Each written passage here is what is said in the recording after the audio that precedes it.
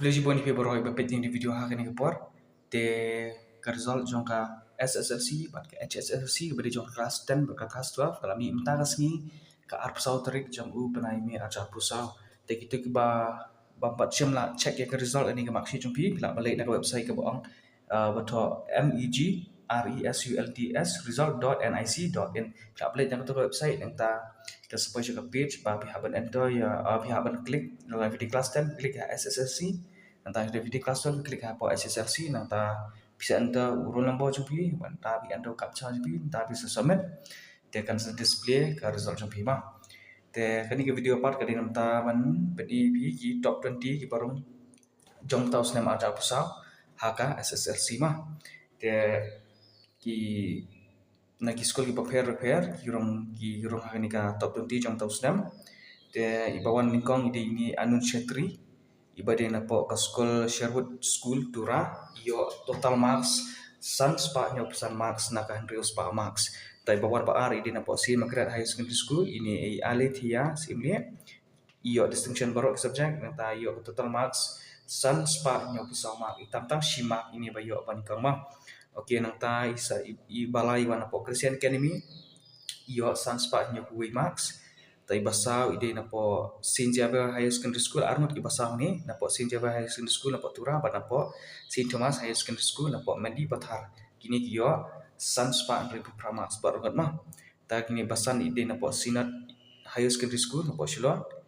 na ta yo total San Spa Ribu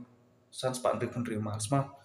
ta tu terter ki bayo ki barong gini bayo barong po dap tenti kini jadi barok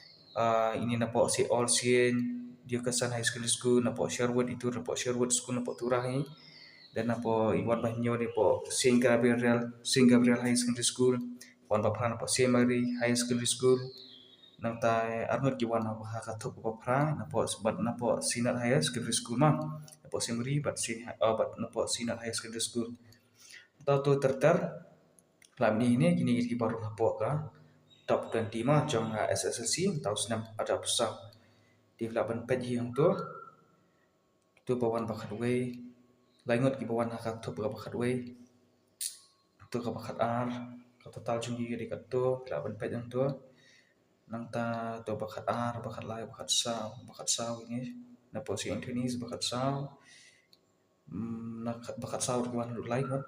ka total jong gi di san spa san ho nang ta itu gelap ni itu terter haduka barpau mah laingot ki wan apa ka barpau ki bayo san spa sau pusau maksa akan terus bang te gini gide borok ki barong akan ka top jongka top 20 jong tau senam ada pusau jongka result kelas dan mah SSLC